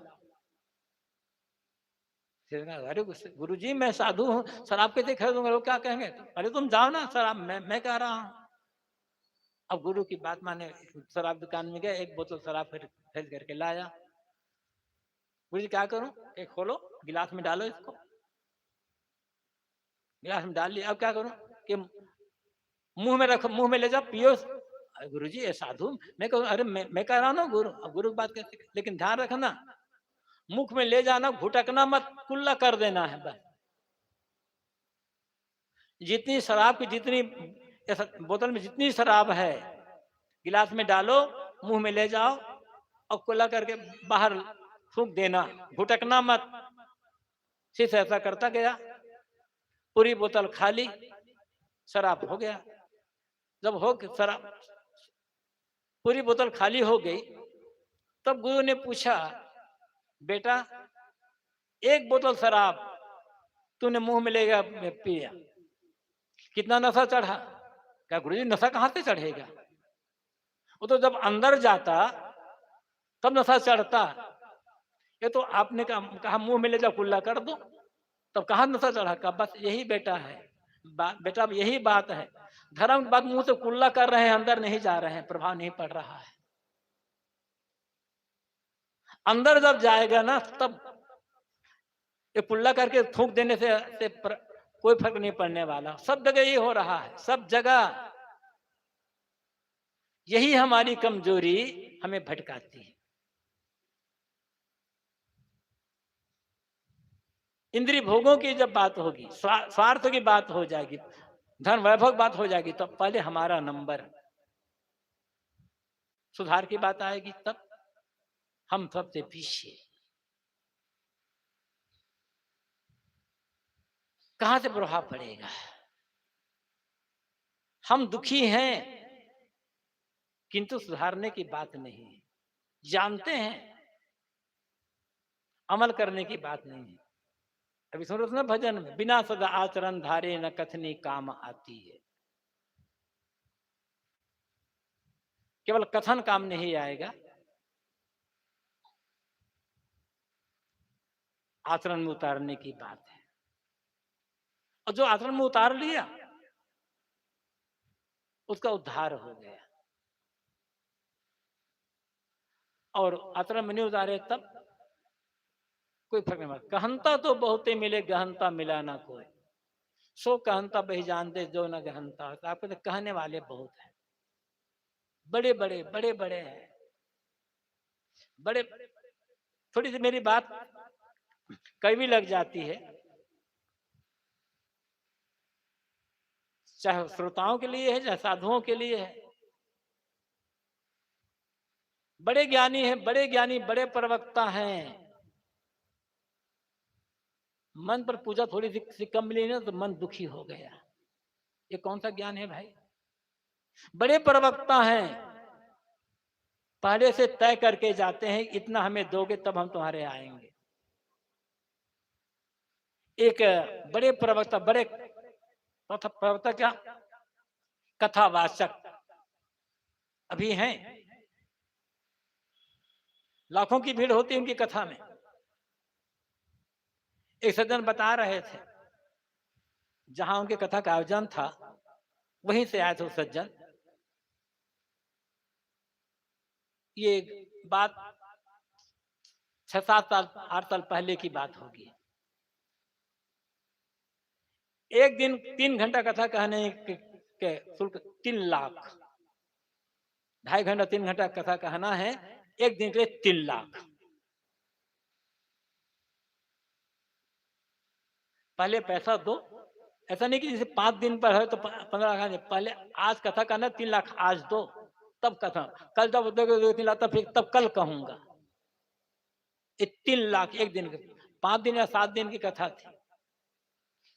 4 दिन 3-3 लाख व्यवस्था हो गई। 5वें दिन आयोजकों ने कहा, महाराज आज 3 लाख की व्यवस्था नहीं हो पाई है, 2-2.5 लाख की व्यवस्था हुई है। आप ये पैसा रखें और मन पर चले, कथा समाप्त होते होते हम बाकी पैसा व्यवस्था कर देंगे। नहीं नहीं, उनका नहीं, पहले पूरा का पूरा पैसा दो, तब जाऊंगा। नहीं दे पाए, कथा पर नहीं, पर गए नहीं, गाड़ी उठाए चले गए। ये है बड़े कथावाचक। तो जनता में क्या प्रभाव पड़ेगा? आप तो खरीद कर लाए हो ना उसको। आप कहोगे अरे मैं तो इसको खरीद कर आया हूं, मेरा खरीदा हुआ आदमी ही है। सबकी बात मैं नहीं कहता। तो जब कथा को बेचा जा रहा है, तो कीमत क्या होगी उसकी? फिर सुन, कहने वाला खुद ही इतना संयम नहीं है, इतना त्याग नहीं है कि 3 लाख की बात थी, 85,000 कम हो रहा था, वो कहा था हम शाम तक दे देंगे, लेकिन नहीं मिला तो वापस जनता कहां से जागेगी। तो इसलिए चाहे कहने वाले हों चाहे सुनने वाले हों, सुधार अपने से होता है। हम कह सकते हैं, किसी को सुधार नहीं सकते। हमारा अधिकार हम पर ही है, दूसरों पर हमारा कोई अधिकार नहीं, कोई अधिकार नहीं। आज तक कौन किसको सुधार सका है? गुरु का काम शिक्षा देना, उपदेश देना है बस। शिष्य कितना ग्रहण करते हैं, किस रूप में ग्रहण करते हैं, उनकी मानसिकता पर, उनकी योग्यता पर, उनकी रुचि पर निर्भर करता है।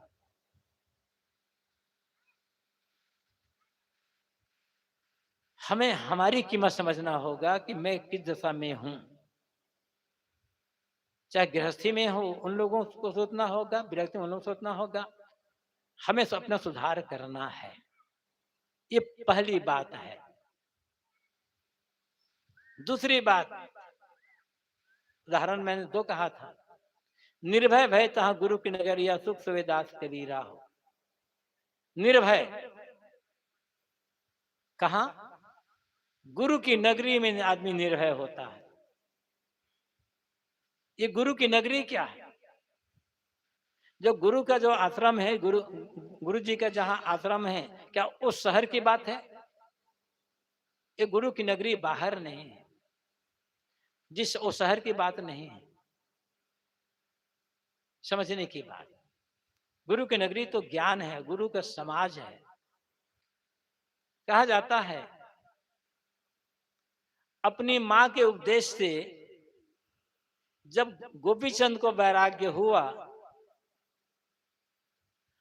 और वो घर छोड़कर जाने लगे, गोपीचंद की मां मैनावती ने ही गोपीचंद को समझा समझा करके वैरागी बनाया। गोपीचंद राजा थे, राज्य करते थे, और राजा हर प्रकार सुख सुविधा में पला बढ़ा हुआ है राजा। उसकी मां ने कहा, बेटा ये राजकाज करने के लिए ये जीवन नहीं मिला है, राजकाज से आप तो कोई संतुष्ट नहीं हुआ है, तुम्हें अपना कल्याण करना है। मां ने समझा समझा कर अपने बेटे जो राजा को बैरागी बना दिया। मां के उपदेश का प्रभाव पड़ा, गोपीचंद अब घर छोड़कर जाने लगे। तब उसकी मां ने कहा, बेटा जा तो रहे हो, लेकिन कुछ बातों पर ध्यान देना, सदैव किला के भीतर ही रहना, किला से बाहर कभी मत जाना, और सदैव बढ़िया से बढ़िया पलंग पर, गद्दे पर सोना, और अमृत भोजन करना। गोपीचंद ने कहा, मां मैं तो राजा था, आपने उपदेश दे करके मुझे बैरागी बना दिया, अब मैं घर छोड़कर जा रहा हूं, तो साधु का कहां किला होता है?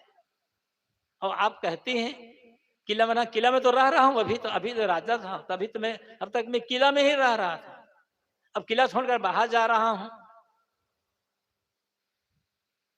वहां कहां किला मिलेगा? और आप कहते किले में रहना। दूसरी बात कहते हैं आप बढ़िया पलंग गद्दे पर सोना, तो अभी तो सो ही रहा हूं, साधु का कहां गद्दा पलंग मिलना, वो तो जमीन पर सोना होता है। और अमृत भोजन कहां मिलेगा? वो तो जो मिल जाए वो खाना है। तो बेटा तुम समझ नहीं पाए, किला साधक कोई भी हो, उसके लिए एक किला है साधु समाज, एक घेरा, नियम। समाज है, समाज में नहीं तो नियम है। जो कोई भी हो साधक हो, चाहे वो गृहस्थी में रहता हो चाहे विरक्ति में रहता हो, जो एक नियम होता है उस नियम के घेरे में जो रहता है वो सदैव सुरक्षित रहता है। नियम का जो उल्लंघन करेगा उसका पतन होना पक्का है, उसे कोई नहीं बचा सकता है। चाहे गुरु के साथे में रहे, गुरु के आश्रम में रहे, गुरु के समाज में रहे या कहीं अकेले रहे। वैसे बाहर का किला संतों का जो समाज है वो किला है, लेकिन कभी अकेले भी जाना पड़ता, अकेले भी रहना पड़ता है। तो जो साधना का नियम है, धर्म का जो नियम है, उस नियम का जो पालन करेगा वो सुरक्षित रहेगा। स्त्री हो, पुरुष हो, साधु गृहस्थ कोई भी हो, सबका अपना गृहस्थी के अपने नियम है, विरक्ति के अपने नियम है। गृहस्थ अपने गृहस्थी धर्म का जो नियम है उसका पालन करता है तो भटकेगा नहीं। साधु अपनी साधुता का जो नियम है, साधना का जो नियम है उसका पालन करता है तो वो नहीं भटकेगा, सुरक्षित रहेगा, वो सदैव निर्भय रहेगा। और कहीं भी रहो नियम का उल्लंघन किए तो तुरंत भयभीत, फिर सुख की नींद नहीं सो पाएगा। जो भी आदमी नियमों का उल्लंघन करेगा, मर्यादा का उल्लंघन करेगा, हमेशा भयभीत रहेगा, वो सुख की नींद नहीं सो पाएगा। सुख की नींद वह सोएगा जो नियम और मर्यादा का पालन करता है। जितना नियम मर्यादा पालन करोगे उतना मन निर्भय रहेगा, और मन निर्भय है, चिंता ही नहीं है, तो बड़े आराम की नींद होगी। तो बात है किला, किला है नियमों का पालन, धर्म का पालन। धर्म मतलब नियम, धर्म मतलब सदाचार। जो सदाचार से चलेगा वो निर्भय रहेगा। एक दुराचार मन में आया, व्यवहार में आया, भय तुरंत शुरू, तुरंत भय शुरू। लोभ में, लालच में पड़ करके जहां नियम मर्यादा का उल्लंघन किए, तुरंत भय और चिंता, रात की नींद भी गायब, भयभीत होना है। इसलिए कहीं भी रहें अपनी मर्यादा, अपने नियम का पालन जरूर करते रहें। तो यही एक किला जिसके भीतर रह करके हमारी सुरक्षा होगी। दूसरा, सदैव गद्दा पलंग पर सोना। आज तो मिल जाता है गद्दा पलंग। भरथरी जी आज से कई सौ साल पहले कहाँ साधु के लिए गद्दा पलंग? जंगल में रहना, भिक्षा मांग करके खाना। और माता कहती तुम साधु होने के लिए जा रहे हो, सदैव गद्दा पलंग पर सोना। मतलब तभी सोना जब नींद से एकदम आंखें करवाने लग जाए। दिन भर खूब मेहनत किए और रात होते होते शरीर पूरा थक गया, बिना जमीन बुहारे सोओगे ना, इतनी बढ़िया नींद आएगी, गाढ़ी नींद, ये कहा नहीं जा सकता। तो भर्तृहरि को कहा गया, गोपीचंद को कहा गया, तब सोना, अपने आप को साधना में, त्याग में, वैराग में, सेवा में इतना थका डालो कि रात जब होने लगे 9-10 बजे, तब तक आंख नींद से करने लगे, तब सो जाओ। कहीं भी सो जाओगे, ऊपर खाबर जमीन पर भी सोओगे तो नींद आ जाएगी। फिर ऊपर खाबर जमीन भी गद्दा से बैठ करके होगा। कभी आप लोग गए होंगे मुंबई। मुंबई में बड़े बहुत लोग, पता नहीं कहां कहां से लोग जाते हैं काम करने के लिए। अब मुंबई जाओ तो काम मिल जाएगा आपको। जो आदमी जैसा है उसको वैसा काम मिल जाएगा, रहने की जगह नहीं मिलेगी, बड़ा मुश्किल है। थोड़ी थोड़ी जमीन की बड़ी कीमत है वह। अनेक ऐसे लोग हैं हमाली का काम करते हैं, ठेला चलाते हैं, साग भाजी बेचते, कुछ और ऐसे करते हैं, मेहनत मजदूरी का काम करते हैं, दिन भर काम करते हैं, और कहीं होटल में जाकर खा लिए या कहीं अपना बना करके कुछ खा पी लिए। रात हुई, 9-10 बजे समय हुआ, सड़क किनारे पटरी पर अखबार का बिछा लिए और सो गए। इतने खर्राटे नींद सोते हैं, गाड़ियां आ रही है, आवाज कर रही है, लेकिन एक नींद में रात पूरी होगी। काम से शरीर इतना थक गया है कि गाड़ियों की गड़गड़ाहट की आवाज उसकी नींद में व्यवधान नहीं डाल पाती है। और फिर अच्छे विचार है मन में, सो बढ़िया नींद आ जाएगी। मन में नकारात्मक विचार है, द्वेष भरा हुआ है, तनाव से भरा हुआ है मन, कहीं भी सो बढ़िया नींद नहीं आएगी, बदलना पड़ेगा करवट। नींद ऐसी है प्रकृति ने पूरे मनुष्य को एक बराबर दी है, लेकिन गलत काम कर करके, गलत सोच सोच करके, लोभ में, स्वार्थ में पड़ पड़ के आदमी ने अपनी नींद को खराब कर दिया है। पैसे से नींद नहीं खरीद सकते, पैसे की आवश्यकता होती है, पैसे से बहुत काम होता है, लेकिन कुछ ऐसी चीजें होती है जिसे पैसे से नहीं खरीद सकते हो। जीवन में पैसे की आवश्यकता है, उसी से व्यवहार चलता है। ये पंडाल भी कैसे लगा है? पैसा देकर ही लगा। और काम कैसे हुआ? पैसा देकर ही हो रहा है। तो पैसे से बहुत काम तो होता है, लेकिन जीवन का जो खास काम है, जिसके बिना जीवन नहीं रह सकता, उन चीजों को हम पैसे से नहीं खरीद सकते।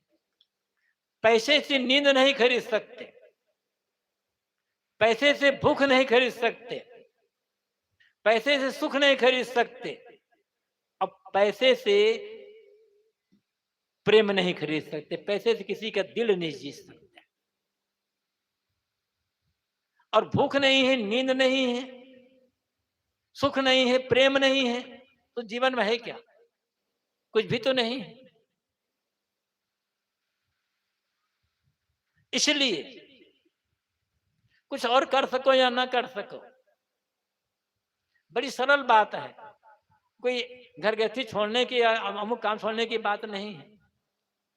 आप मान लो किसी की आदत है गुटखा खाने की, किसी की आदत है बीड़ी पीने की, किसी की आदत तंबाकू खाने की, किसी की आदत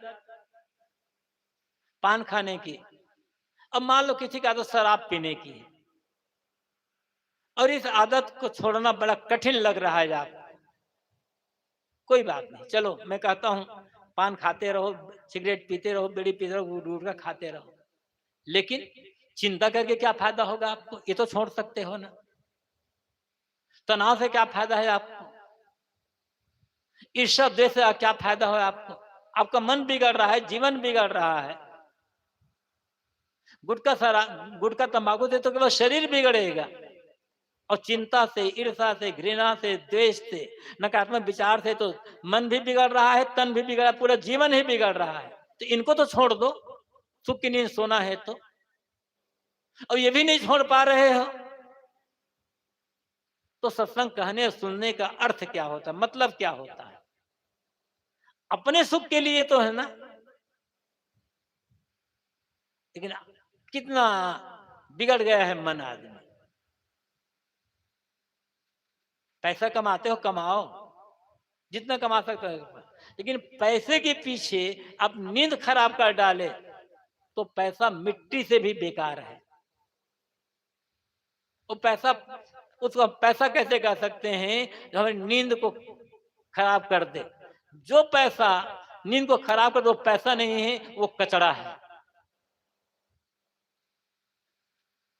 इसीलिए कहा गया है ना, अनेक बार इस मन से बात कही गई है,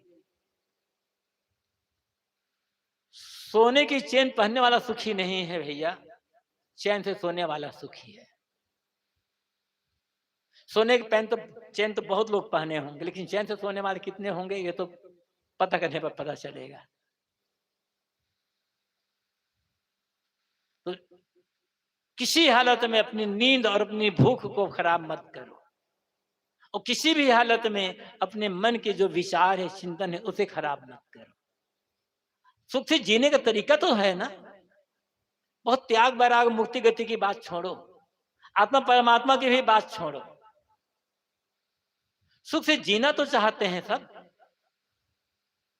और अपने सुख को आदमी खुद खराब करता है, गलत सोच सोच कर, ईर्ष्या द्वेष लोभ लालच स्वार्थ में अंधा बन करके। तो मैनावती गोपीचंद से कहती है, पलंग पर सोना मतलब तभी सोना जब नींद से आंखें बोझिल होने लग जाए, बस फिर देखो गहरी नींद लगेगी। हाँ, लेकिन इसके लिए जागते समय चिंतन पर सावधानी रखनी होगी। बड़ी सरल बात है।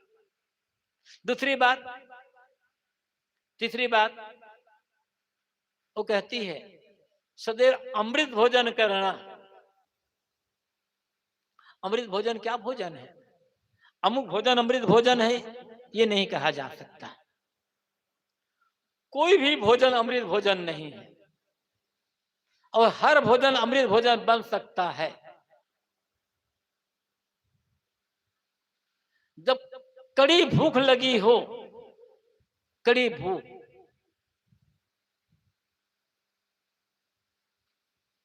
उस कड़ी भूख में जो भी खाएंगे अमृत के समान स्वादिष्ट होगा। 3 दिन का भूखा आदमी भूख से परेशान है, 2 दिन की बासी रोटी दे दो, अमृत।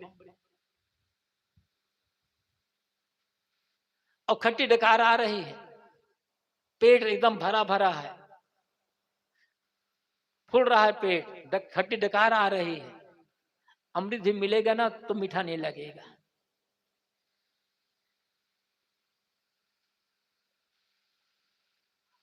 भोजन तो करना है, खाते हैं। बिना भूख के कुछ भी खाना जहर खाना है। बिना भूख के खाना अपने को रोगी बनाना है। और थोड़ा सा इस बात को और बढ़ाकर थोड़ा सा कड़ी बात में कहे तो भूख बिल्कुल ही नहीं है, मन को चीजें मिल गई, बिना भूख के खाना अपने साथ अपराध करना है। कई बार होता है, बहुत समय हुआ कहीं गए, किसी के यहाँ मेहमान बनकर गए या बैठने गए या कहीं कुछ और हो गया, भोजन का समय हुआ, चलो भाई भोजन कर लो, भूख तो नहीं है लेकिन आप कहते हैं तो खा लेता हूं। तो कहे कहा भाई भूख नहीं तो क्यों खा रहे हो? है? ये तो नहीं कहते, नहाने का मन तो नहीं है लेकिन आप कहते हो तो नहा लूं, ऐसा तो नहीं कहते हो। दान करने का मन तो नहीं है लेकिन आपका है भाई चलो दान कर लेता हूं, ऐसा तो नहीं कहते। हाँ, लेकिन भूख तो नहीं कहते तो खा लेता हूं। यह कमजोर बन गए। क्यों खाओगे जब भूख नहीं है? तब तो बिना भूख के खाना जहर खाना है। हमारे संत थे, बहुत दिन होकर उनका शरीर छूट गया, प्रयागराज के आश्रम में तो शायद वो नहीं आए, उधर रहते थे, गोंडावती साइड में रहते थे। गुरुदेव जी अक्सर कई बार चर्चा करते थे। शाम का समय होता था, पहले जमाना ऐसा था, दोपहर में भोजन बनाया जाता था, रोटी सब्जी आदि दाल भात, उसी में थे रोटी सब्जी अलग निकाल कर दिया था पहले से शाम के लिए। दोपहर में खा लिए, उसको अलग रख दिए, शाम को भोजन नहीं बनाया जाता था। वही जो दोपहर का रखा था उसी का बयारू कर लिया। शाम का समय हुआ, घंटी लगती थी तो गुरुदेव जी कहते थे उस समय, चला साहब घंटी लग गई, साहब आज अमृत भोजन नहीं है, आज नहीं करूंगा, मतलब आज भूख नहीं है। खाना जिंदगी भर है, खाना जिंदगी भर है,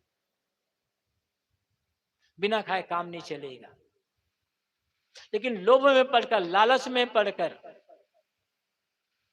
कभी भी मत खाओ। जानवर केवल भूख लगने पर खाता है। जानवर का पेट भर गया हो, कुछ भी रख दो उसके सामने, फिर वो नहीं खाएगा। और आदमी क्या कहना है, वो व्यंग है ना। एक जगह भोज हो रहा था, दो लोग गए, बड़े भुक्खड़ आदमी कह सकते हैं, बिल्कुल खाने के बड़े शौकीन। पंगत बैठे, खूब बढ़िया चीज बनी थी, खाते रहे खाते, एक पंगत, दो पंगत, तीन पंगत, बैठे रहे खाते खाते। अब उठने समय देखो उठे ना, तो कहा भैया अब तो खाने के पेट तो भर गया लेकिन मन नहीं भरा है। उठने मन करा तो अरे, तो कहा पेट भर, एक लड्डू खा लो भैया, लड्डू खाने का मन है। अरे तो कोई चूरन खा लो ना, कहे भाई चूरन खाने की जगह होती है तो लड्डू काहे ना खाता, मतलब चूरन खाने की जगह नहीं है। अब कुछ आदमी तो ऐसे होते हैं, बताऊं,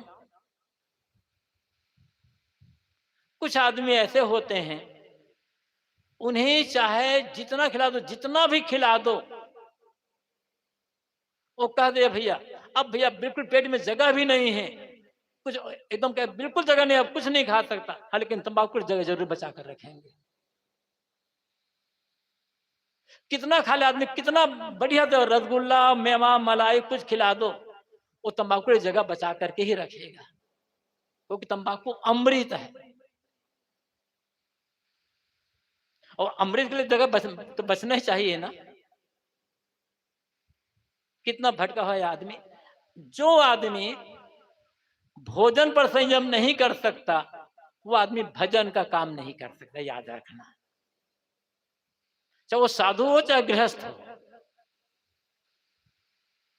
जो खाने का बड़ा शौकीन होगा, स्वाद लेकर के खाएगा, खूब जम करके खाएगा, भोजन पर जो संयम नहीं है वो भजन कर ही नहीं सकता।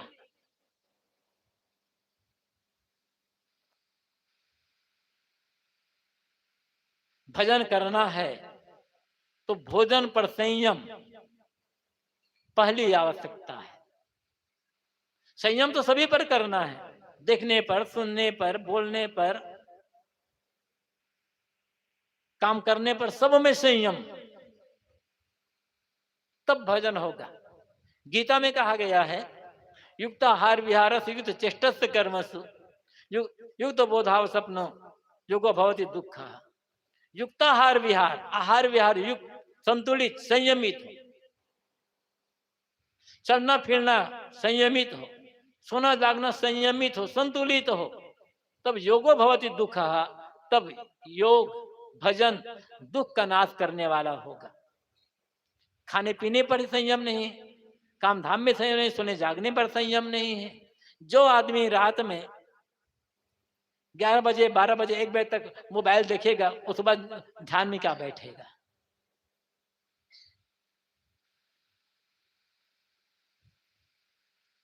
क्योंकि नींद पूरी हुई नहीं है।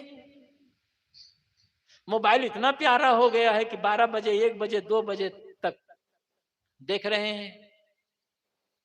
सुबह नींद कहां से खुलेगी, भजन का काम कैसे होगा।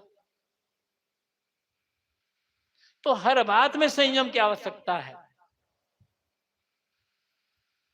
कहीं भी रहें, नियमों का पालन जरूरी है। कड़ी मेहनत से एक बार शरीर को थकाना भी जरूरी है, और भोजन पर संयम करना जरूरी है, तब भजन साधना का काम मिलेगा। भोजन और भजन दोनों पर आवश्यक। भोजन तन की आवश्यकता है, भजन मन की आवश्यकता है। बिना भोजन के शरीर रोगी हो जाएगा, तो बिना भजन के मन रोगी हो रहा है। भोजन पर ध्यान है, भजन पर ध्यान नहीं है किसी का, इसीलिए हर आदमी दुखी है। और जो भजन पर ध्यान देता है वो दुखी नहीं हो सकता है। इसलिए भोजन तो करना ही है जब तक शरीर है तब तक, वो भी संयम पूर्वक।